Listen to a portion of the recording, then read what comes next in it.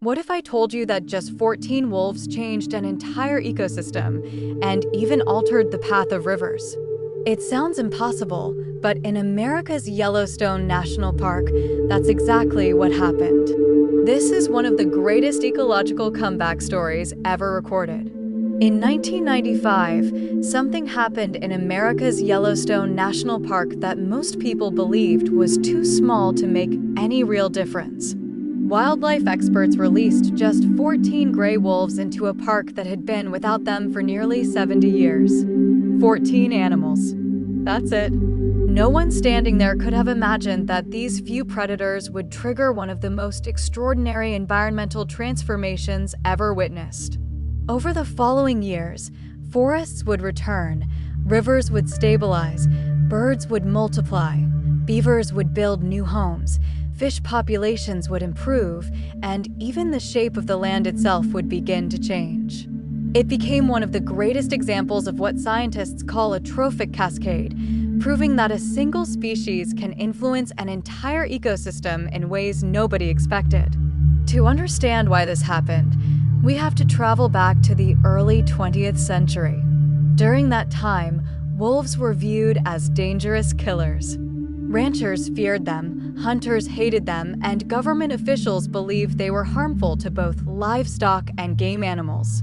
Across much of the United States, wolves were hunted relentlessly. Poison was scattered across the wilderness, traps were set everywhere, and bounties encouraged people to eliminate every wolf they could find. By 1926, the last wolves living in Yellowstone National Park had been killed. At the time, many celebrated the achievement. They believed nature would finally become peaceful. Unfortunately, they couldn't have been more wrong. Without wolves, Yellowstone looked calm at first. There were no predators chasing elk across snowy valleys. There were no terrifying howls echoing through the mountains. Visitors enjoyed seeing large herds of elk grazing peacefully across open meadows. It seemed like paradise. But beneath that peaceful appearance, the ecosystem had started to unravel. The elk population exploded. With no major predator keeping their numbers in check, thousands of elk roamed freely across the park. They spent months feeding in the same valleys and riverbanks. Young willow trees disappeared before they could mature. Aspen forests stopped growing because every new shoot became food for hungry elk. Cottonwood trees suffered the same fate.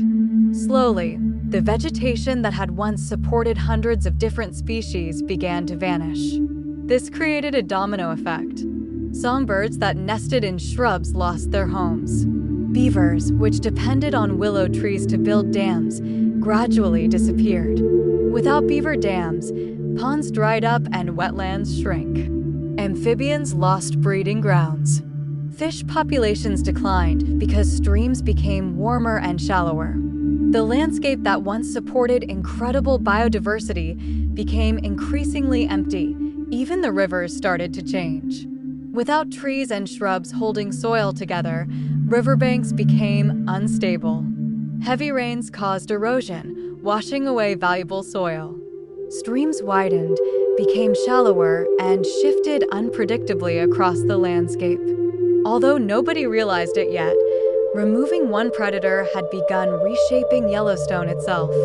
By the late 20th century, scientists understood that the park was in trouble. Restoring balance meant bringing back its missing top predator.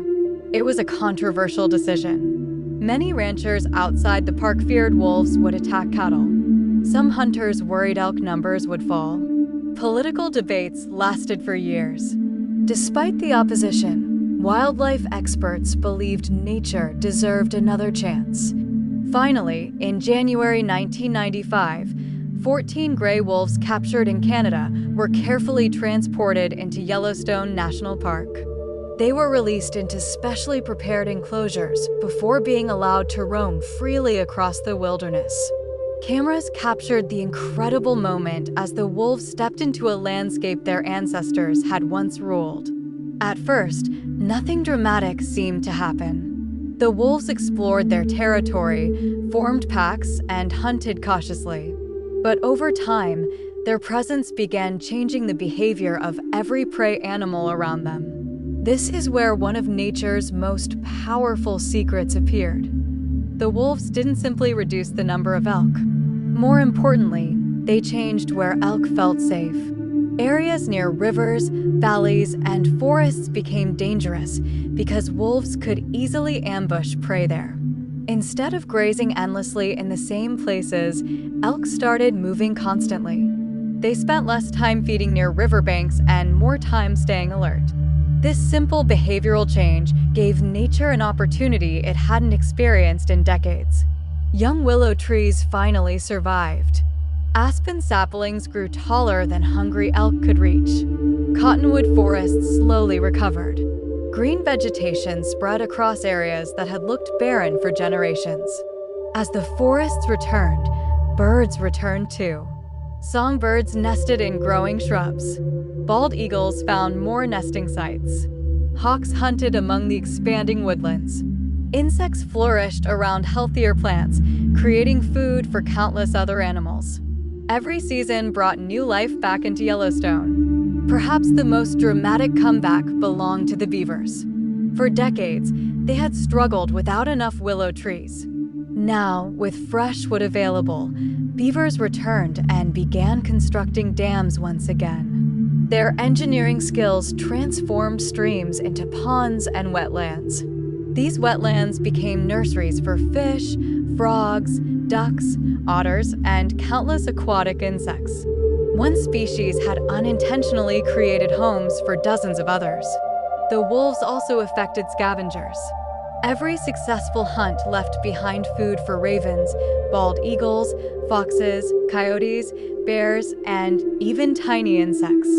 Instead of wasting energy searching for scarce food, these animals benefited from nature's recycling system. A wolf kill fed entire communities. Coyotes experienced another surprising change.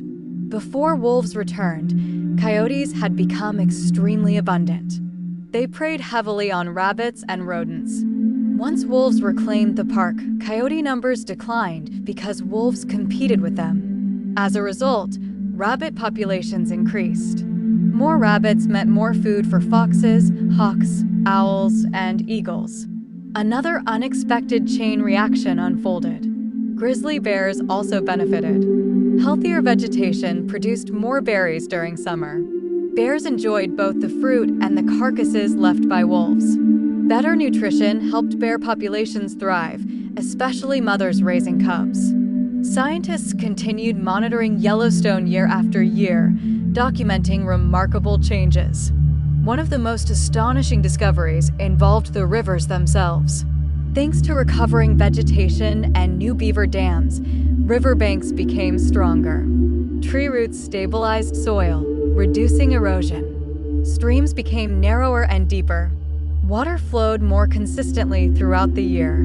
In some places, the actual course of rivers shifted because the surrounding landscape had become healthier and more stable. While wolves did not physically move rivers, the ecological changes they triggered influenced how rivers behaved over time. This incredible chain reaction became famous worldwide as the Yellowstone Trophic Cascade. It demonstrated something scientists had suspected but rarely observed so clearly. Apex predators don't simply hunt prey. They shape entire ecosystems by influencing the behavior, numbers, and interactions of countless species beneath them. Today, Yellowstone is often considered one of the greatest conservation success stories in history. Wolves remain controversial outside protected areas, but inside the park they have restored ecological processes that had nearly disappeared forever. Millions of visitors now come not only to see wolves, but to witness an ecosystem functioning the way nature intended. The Yellowstone story carries a lesson far beyond one national park. It reminds us that every species matters. Removing even a single animal from nature can create consequences that spread across forests, rivers, mountains, and generations. Likewise, protecting one important species can spark recovery far beyond anyone's expectations. So the next time you hear the distant howl of a wolf echoing through the wilderness, Remember that you're not simply hearing a predator. You're hearing the sound of balance returning to nature. 14 wolves didn't just come back to Yellowstone, they helped bring an entire world back to life.